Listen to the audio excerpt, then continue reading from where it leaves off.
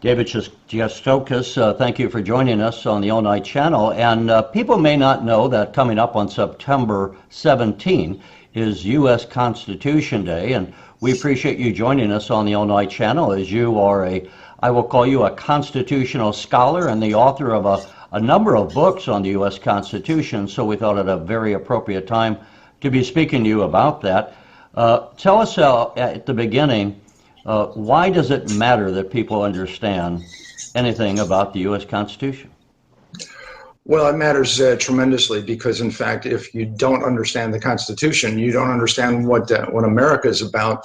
And it's actually incredibly intertwined with the Declaration of Independence. There was sort of a three-act play in terms of establishing the country.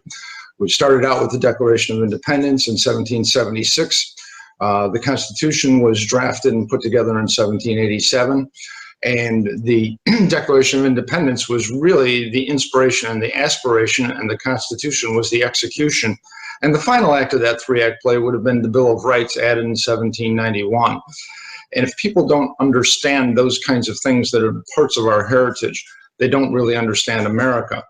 And there's been a lack of education on these matters these days, which is why there's a whole lot of people that don't understand. There's too often there's people that say that's not who we are as Americans without ever giving a definition of who we are as Americans, and that definition is found in the founding documents. There's an answer to the question who we are as Americans, and it was available beginning on the 4th of July, 1776. And then further definition was given to it September 17th, 1787, when the Constitution was promulgated and sent out to the states for ratification, and then further defined through the Bill of Rights. And so if you don't understand that, that allows somebody that's asking, or saying that's not who we are as Americans, that allows them to provide their own definition. And that's what so many people try and do today, which is why people are able to slice us and dice us into these little identity groups rather than give us the concept that we are Americans. Because certainly through the course of our history, people would come to the country and learn the basic concepts of the country. And should they ascribe to them, then they were in a position to become Americans. There's no other place in the world that's like that. I speak fairly decent English, I'd like to think, and I could live in England for 20 years and pledge allegiance to the Queen, but I would never be British.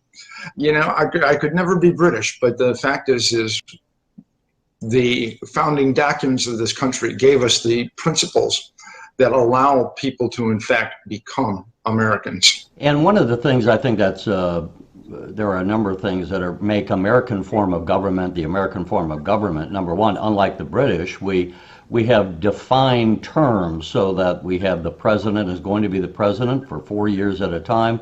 Unlike we see in England right now, almost a power struggle going on. Boris Johnson, I think, if I'm dropping his last name, yes, has just become the British Prime Minister. And, we don't know if his government is going to last, and he just became the British Prime Minister a little over a week ago. So at least the American form of government, we have the three branches, the executive, the legislative, and the judicial. All of these are spelled out in the U.S. Constitution. Let's take a look at the preamble. I'll bring that up, and then just tell us a bit about why this matters or what it means to you.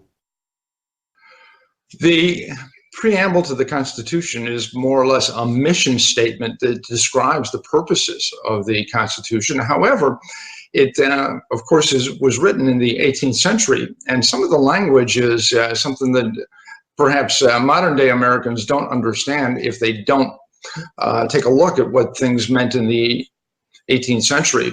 The first aspect of the preamble, of course, is probably the most famous phrase in American history, "We the people."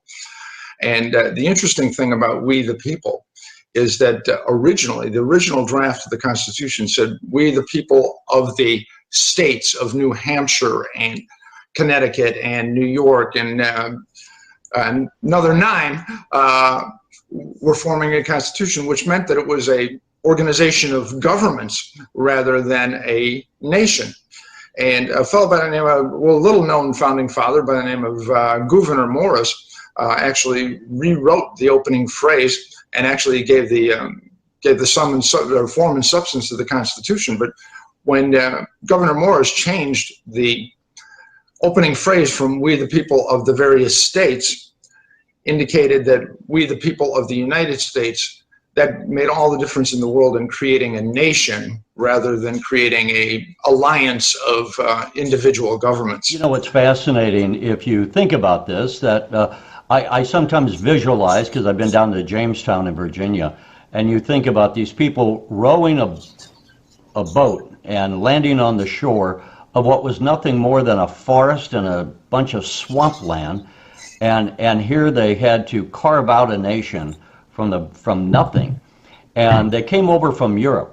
And yet today, in our lifetime, we see Europe, the old powers, trying to duplicate the American form of government by having the European Union, and by trying to say, we are trying to make it to where each of the individual countries are like states, as in the United States, where you have a common ability to crisscross in commerce and just have a unified landmass with essentially one governing institution, and they're not able to do it, which is why we see today Britain trying to leave the European Union. They call it Brexit. But here in America, now over, 250 years or so, we've had the U.S. Constitution working pretty well, although we've amended it, what now is it, 26 times, I think. 27 times. There's been 27 amendments to the Constitution. Of course, there's really only been 17 since the Bill of Rights. The Bill of Rights were all adopted in 1791 as a group, and as I said, the last act of the founding in terms of the Constitution. So it was 17 times since then that it's in fact been amended. But see, the difference is that, of course, in Europe there are these, if you will, tribal kind of alliances that started countries. Countries there weren't started upon a philosophy or an idea like the United States was. That's why I was talking about. I really could never be British. I could never be German, regardless of how much German I spoke. Those are things that have to do with physical characteristics and kind of heritage and tribal, but they don't have to do with a common philosophy. And the idea of becoming American has to do with adopting the common philosophy of the founding. And that's one of the things that's enabled us to become and last as a country, rather than have these loose amalgamation or a confederation of independent nations that exist in Europe. They're fighting a lot of different history. They can't even unite the British Isles, given the differences between the Irish and the Scots and the Brits, because they don't necessarily all have a common philosophy, nor are they in a situation where they can trust each other. And it's amazing how we talk about the American melting pot, and we'll have different people speaking a language, whether it's Chinese or Spanish or German. Around 1900, I grew up in St. Louis. Around 1900, and a lot of people even in St. Louis forget this, we had certain elementary schools where they taught in nothing but German. There were so many Germans coming in. And yet, of course, I never knew German. My family has some German roots. And we see this generation after generation, no matter where you come from, you become Americanized, where if you were to go to, say, Belgium, which is a relatively small country, they are still divided by two different languages of French and Flemish. And you see that across many various aspects, where it's amazing that the Europeans have never really integrated. And I think it's a manifestation in part of, I would say, the American Constitution and our form of government. Well, you bring up an interesting thing that leads to a story that you find in my first book, Constitutional Soundbites. The day the Constitution was finished, September 17, 1787. Of course, the Constitutional Convention met in what we call now Independence Hall in Philadelphia. And that was also at the time the capital of the state of Pennsylvania, and where the Pennsylvania legislature met. So when they finished the Constitution regarding Pennsylvania, all they had to do was walk the document upstairs for the beginning of ratification. The Pennsylvania legislature ordered 4,500 copies for distribution around the state that very same day. And on that very same day, they ordered 3,000 of those copies in English, 1,500 of those copies they ordered in German, because fully 1/3 of the population of Pennsylvania in 1787 only spoke German, and the people that were in fact in charge of establishing the Constitution thought it really, really important that people understood the kind of government that was being proposed to them, and if they were going to consent to the government, they had to understand it, and there was no better way for them to understand it except in their native language. The thing you refer to started on the very first day. Which is interesting, and you know, I would also tell you, I know I don't want to go too far afield here, but I did a story a while back on one of the courthouses in Pulaski, Illinois, small town not too far away from Springfield. And back around whenever that was, I'm not sure if it was the 1830s or so, one of the things they had in the treasurer's office at the courthouse there was they would convert Virginia dollars into Illinois dollars. So we just think of the American dollar, but we did have our differences, and over the years, and we have the Commerce Clause of the Constitution, doing business from one state to the next was not as easy as it is today. It took us 250 years to sort some of this out. Look, we could, I'm the kind of guy, and you probably are as well, we could talk for hours on this, but let me say that you're going to be giving a speech in Decatur on September 17th. Tell us a little bit about that for those who want to hear you speak at longer length than we have time today. Yes, on September 17th, on Constitution Day at 6:30 p.m. at the Decatur Hotel and Conference Center in Decatur, Illinois, sponsored by an organization called Restore Our Constitution. I will, in fact, be giving a talk in recognition of Constitution Day, and I dare say in celebration of Constitution Day. And we'll be discussing some of the principles behind the Constitution, some of the things that led to the compromises that gave us two houses of the legislature, and some of the things that led to what was necessary to bring this diverse nation together as a single country. You have to think about, you talked about the difference between Virginia and Illinois. Of course, when they were working on the Constitution, and somebody like James Madison referred to, or Thomas Jefferson referred to my country, they were talking about Virginia. There wasn't a country, that was the United States of America. There was a loose amalgamation under the Articles of Confederation. So we'll be talking about those things on September 17th in Decatur, Illinois at 6:30 p.m.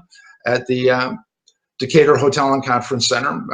As I said, sponsored by Restore Our Constitution, and we're looking forward to that great deal. And if there's anybody in the neighborhood on that day and wants to come and help us celebrate the Constitution, please join us. Let me ask, I don't want to get into have you asked about too much controversial stuff, but it seems to me that so many people really need to hear from people like yourself, but they need to understand more of the Constitution. They really need to understand that. And some of the people that need to hear it are the people, I think, running for the presidency. We have a lot of people running for president. We have people in Congress who say we should do away with the Electoral College, which I would say it would be, in my opinion, a horrendous mistake, because they don't understand what that does. They're looking at the election of Hillary, Clinton and losing it, and Al Gore, but that is there to protect minority rights. And I often tell people, if you're going to do away with the Electoral College, then you might as well do away with the U.S. Senate, because that does the same thing. It balances the power of Rhode Island against California, where both states get 2 votes. And that protects minorities from being trampled upon. And by minorities, I don't mean by the color of someone's skin, but it protects smaller groups of people with their small interests from being trampled upon by an out-of-control majority. we do not always have majority rule or majority rights. We have a representative democracy, and I would like you to just address that principle. Yes, well, the principle actually is, we have Ben Franklin behind me, and I think one of the things that denotes that a lot is somebody asked Dr. Franklin when he came out of the Constitutional Convention, what form of government have you given us? And Dr. Franklin's answer was, in fact, a republic, if you can keep it. Now, a republic is not a democracy. The founders were understanding that a pure democracy is really leads to what one would call mob rule, where there's 50% plus one person could in fact dictate what the organization, what the law is for the whole, all the other 49.9% of the people in the country. So the idea is not, as you mentioned, to protect minorities, and not necessarily, and particularly not. It wasn't defined as minorities in an ethnic sense, but more as minorities in the sense of minority thought, minority views of the world, whether it's a religious belief or no religion at all, freedom of conscience. Those kinds of things were what was in the mind in terms of protecting those kinds of things. And so consequently, we have these structures where there's the balances of power and separation of powers, so that there is no situation where anybody can dictate to the entire country what the outcome of a particular policy is going to be. And they don't know, they don't understand that. And when you do away with something like the Electoral College, that in fact protects, as you said, minorities, but it's not only minorities of a particular location or a particular region or a particular interest. Otherwise, we would have, look, rural America, for obvious reasons, has a small population. And right. They're engaged predominantly in agriculture. The people in urban areas, which greatly outnumber rural America, are not engaged in agriculture. And so if the rural Americans say we need something relative to agriculture, they could be outvoted every time. And no presidential candidate would ever have to visit a place like Iowa, or for that matter, maybe Missouri or Nebraska or our great states of Kansas, and where we produce agriculture is the #1 industry. And all of a sudden we would make decisions that would conceivably destroy the whole business of agriculture, because as city people we don't care. So it's critical that people understand these. The Constitution is, I would maybe give them a visual. It's like a levee wall along the Mississippi that keeps the floods from destroying a community right next to it. And that's what the Electoral College does. It balances power, it controls power, it keeps the government from doing things against the people. Because would I be right to say that the U.S. Constitution is in part designed predominantly to limit the powers of government and to make, we often say a do-nothing Congress, as Harry Truman came up with when he was in office. But really the Constitution is by definition, or by design I should say, intended to make it very difficult to change our society, to change the laws. We have the conflicts between the House and the Senate. We have the filibuster, etc. Would I be right in that the purpose of it is to limit government power and to make it difficult to get things done? Absolutely. The whole principle is to have limited government and maximum liberty for individuals. The description that you gave regarding protecting the agricultural rural folks these days, the genius of the Electoral College and the Republican form of government is shown by the fact that when it was founded, the agriculture, we were in fact an agricultural society where most people in fact grew their own food and supplied a little bit to the marketplace. Predominantly, 80–90% of the people lived in what we now today would call rural lands. And this government has survived that transition of urbanization.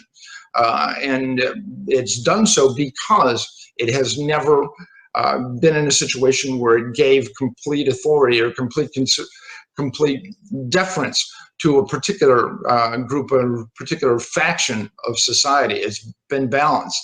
And so we made that transition from an agricultural to an urban society, and still maintained the form of government. The genius of it is demonstrated by the changes that have taken place, and yet the republic has survived. I am always guilty of going longer than I intended. I wanted to mention, you have behind you, we see, Constitutional Soundbites, which I believe is one of the books that you've written. Yes. Why don't you tell us about some of the books that, I think you've written 4 books.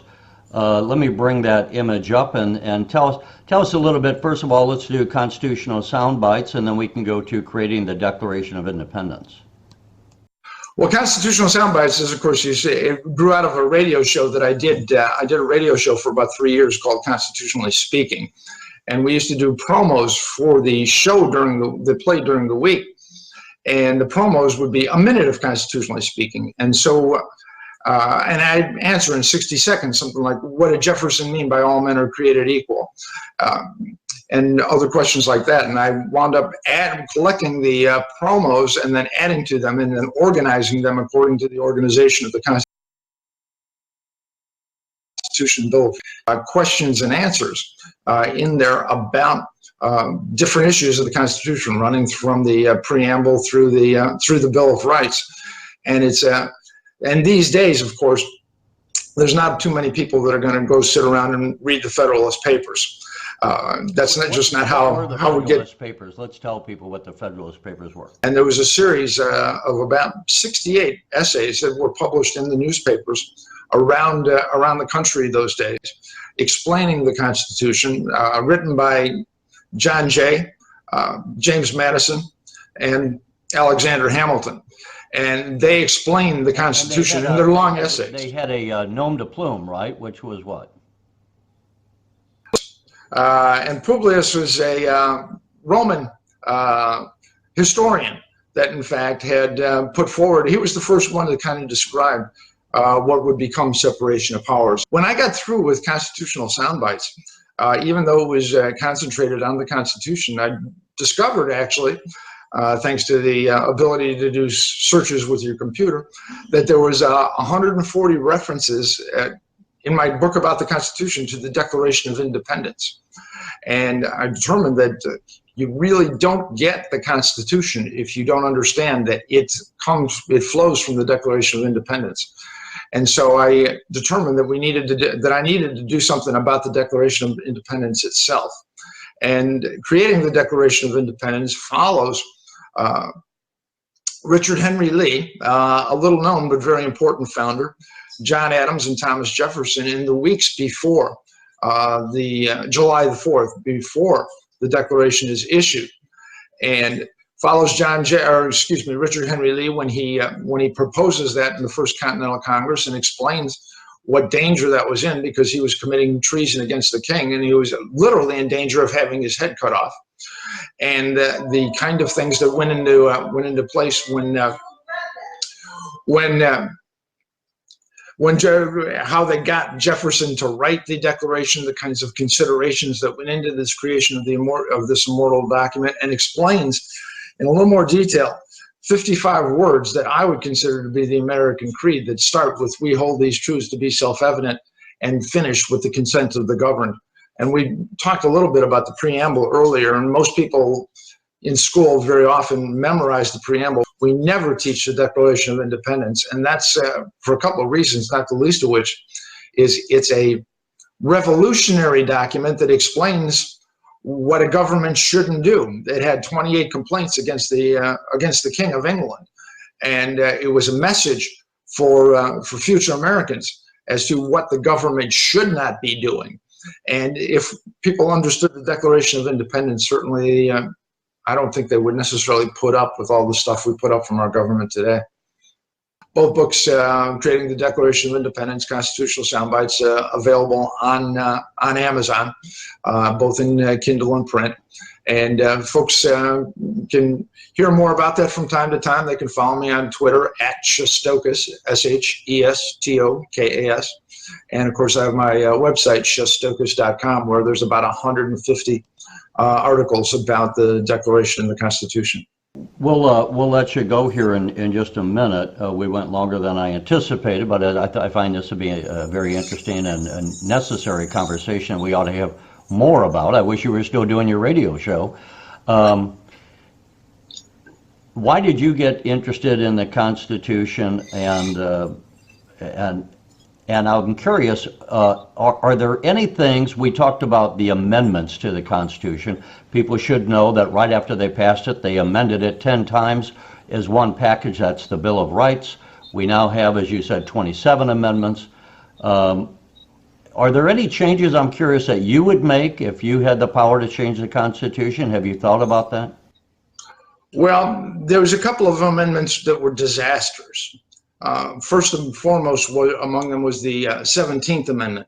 The 17th Amendment provided for the direct election of the United States Senate, so that the senators were elected through a popular vote within their states. Prior to the 17th Amendment, the senators were elected by way of the state legislatures. The state legislatures would choose them, and that created a balance in the federal government between the people who were represented in the House of Representatives.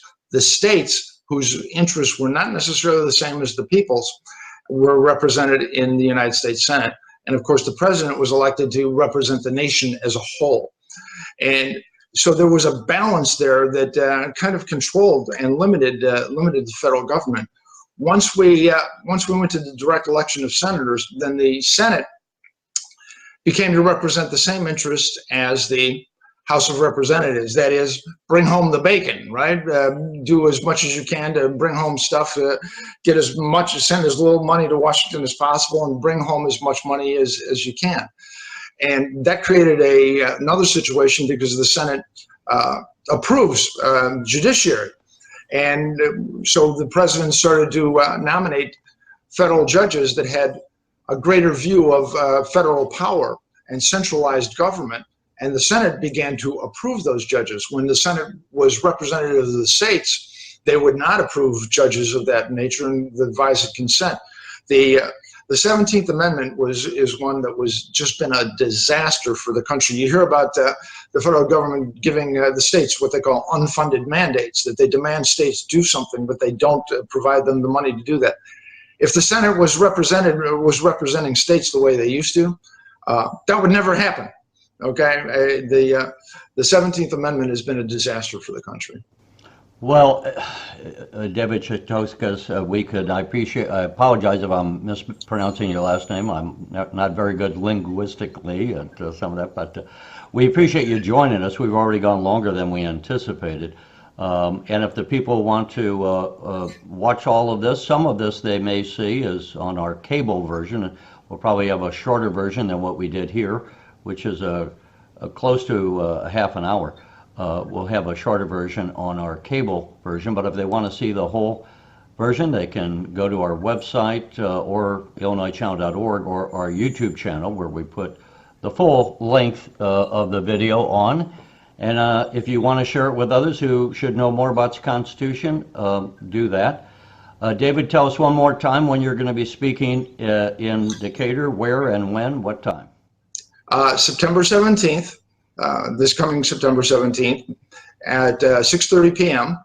At the Decatur Hotel and Conference Center, sponsored by a Decatur group called Restore Our Constitution. I'm looking forward to it very, very much, and certainly it's open to the public, and we'll be happy to have as many people there that are interested in our founding and want to share with us a celebration, if you will, of what happened on September 17th, 1787, that really had a tremendous effect not only on our lives but on the world. We thank you for joining us, and hopefully people will go out. It's important, as we see in our national debate, that people understand what it is that makes the American form of government. Thank you all for joining us.